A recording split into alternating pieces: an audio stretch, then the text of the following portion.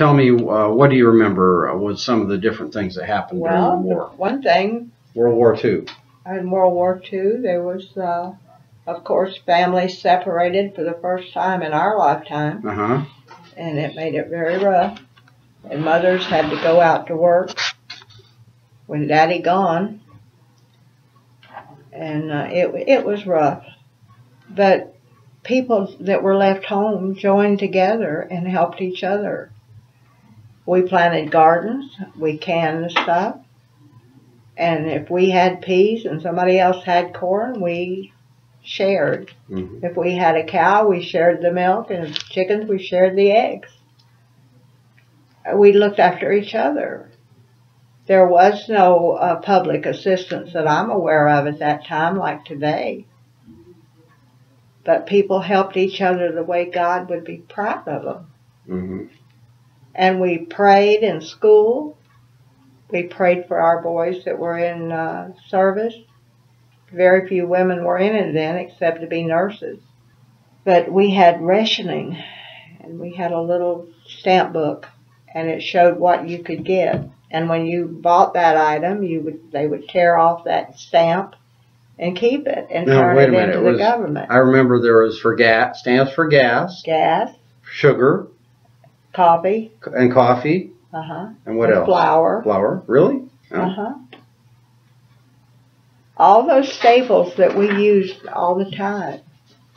I still have my books at home. In fact, they found out at school that I had them, and they wanted me to send my books over there, and I said, no, I'll copy them for you. But I'm not sending them out. But it had my name on it. Each one of us in the family had a book. But we had one pair of shoes a year. And that's hard for growing children. They'd have to buy the shoes too long so that your toes didn't crinkle up. And of course, just a couple of weeks after you wore those shoes that were too long, they started curling on the end. We did good. We didn't think about how poor we are. We shared. And it was a good neighborly thing. You just didn't see neighbors arguing and carrying on. I think back at the neighbors I grew up with, and they were like family. We stuck together. I'd love to see that happen again in America. If one person had a roof that needed fixing, everybody'd jump in there and do the best they could with it. He was 26 years old when I was born. So the war came along in 41, and I was born in 36. So he didn't qualify for that. And he had 2 children. He was a farmer. And he would farm with a horse. That horse was special. She'd pull a plow. She'd pull a hay rake. You could ride her like the wind. If you knew what you were doing, she would go. But if you were a baby sitting on her back, she'd stay under that baby. That baby wasn't going to fall off. She was like one of the family. We had her for 25 years. Well, when we got her, her name was Molly, but she shortly became Baby. And that's what she answered to. And the barn was a pole barn that Daddy made. But Daddy eventually made a tractor out of an old dairy van. And he cut the cab off. And he put fenders over the back wheels. But the front wheels were wide apart like on the van. But he cleared property for people. And he would take the old things that they used to pull behind the horses and put it on a tractor. And then later he made a sawmill from an International truck. That was and all that was left of the truck was the cover over the engine. And the drive line went out. He put a saw on the end of it. There was no wheels on the back. It was just propped up. And then there was sort of a shelf that he put on with a spring-loaded thing, where when they put the log up on it, they could push it, and it would go right into that blade. He'd cut it up, and then they would take the axe and split the wood. For and fuel. Then he sold the wood for cooking, for heating. And he had to cut it in different lengths because different stoves took different size wood. But he and his friend Henry would go to Yeehaw Junction way down there, and they'd buy wood that was standing, and they would have to cut it down, trim it up, and put it on the truck and drive it home. And they were very dear friends. We didn't have extra, but we had our needs. God saw to that. We had a good life. In fact, I had a friend that lived next door. I talked to her last night. We're still friends. She lives in Alabama. She's 83. And we talk about these things that happened all the time. Because we would can those peas, and there was such a big field of them. We'd put up 300 quarts of black-eyed peas in one season. And it was mine and Jewel's job to wash the canning jars. Well, they were stored out in. But when you put up, was it like pork and beans, or was it just black-eyed peas? Just a little bit of salt and some peas. As far as Daddy was concerned, that's the only pea they made. It'd be shelled. Yeah. We'd pick them, shell them, and mine and Jewel's job after that was to wash those jars so they'd be ready, and they had to be sterilized in hot water. But anyhow, Jewel and I were always a part of that. And at that time, I think they had a milk cow and we had the peas. But those jars being stored back in the pump shed, spiders got in them. Mm-hmm. And you should have seen Jewel and I cleaning those jars. Because they get very dusty out there. There was no room in the house for that many jars. Uh-huh. Mm-hmm. If they're in a nice cool place, they'll keep for a long time, as long as the lid doesn't rust. They were inside a dirt-floored pump shed, and Daddy put shelves in it. And when we filled those jars up, we cleaned off those shelves and just set the jars back in it.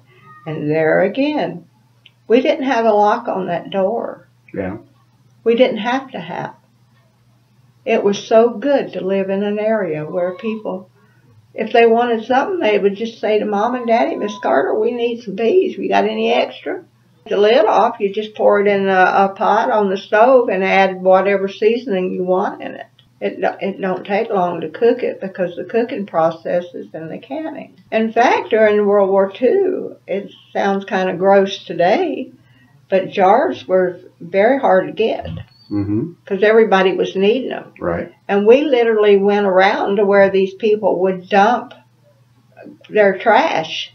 And we'd find the mayonnaise and the peanut butter jars. And we'd take them home and clean them and scald them.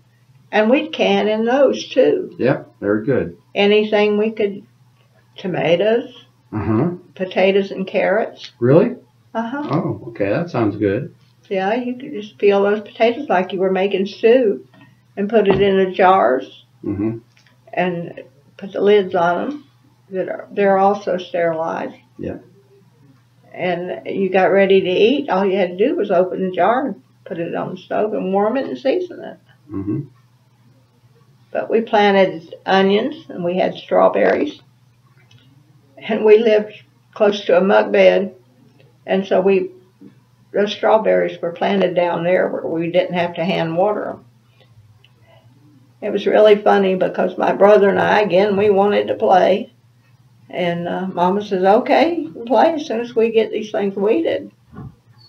And we had the hoe getting the weeds out. And Mama, she laughed at us. But she was kind of irritated with us too. But my brother, he chopped one of the strawberry plants by mistake, and he said, oops, there went Oscar. Said, Mama keeps up with every one of these plants. Henry was a black man, a very sweet black man. And back then there were some horrible rules that people had to live by or they got in trouble. There was a group of white people and a group of black, and they didn't want people associating with each other. When they were go to work, Daddy would go to Orlando and pick Henry up, and then they'd go get that wood and bring it back in. But we planted sugar cane too, and when it was time to cut that sugar cane, Henry was right there with his cleaver helping Daddy cut it. And we'd make syrup. and 80 gallons of juice would make between 7 and 9 gallons of syrup. It was on the 3 posts that went up together, and you ran the cane stalks through it, and the juice would come out into a barrel. But the horse would pull that thing around. But we would... horsepower. Definitely. We would work at that, and Daddy bought a 80-gallon kettle, and he built the rocks up around it so that it was above the ground, about waist high. And he even made the skimmers, because as the impurities come to the top, you had to skim it off. Okay. But you had to keep your fire even. You couldn't let it boil real fast and then drop. You'd just ruin to evaporate the water out of it. Very carefully. And in fact, when it looked almost like foam rubber on the top, if you can imagine foam rubber boiling, yeah, just a steady boil. But you'd see it dropping, but you'd have to wipe the top of that down to keep that sugar from burning. Well, for one thing, when Henry... Well, we weren't allowed to go into each other's house. And if some of these nosy hate lovers were around, you didn't dare sit down and eat together. He said, "Henry, what are you crying for?" And Henry said, "I just can't stand to see you hurting." Well, years rocked by, and after a while, Henry had a lung problem. And the doctor said, "We have done all we can for you. There's nothing left."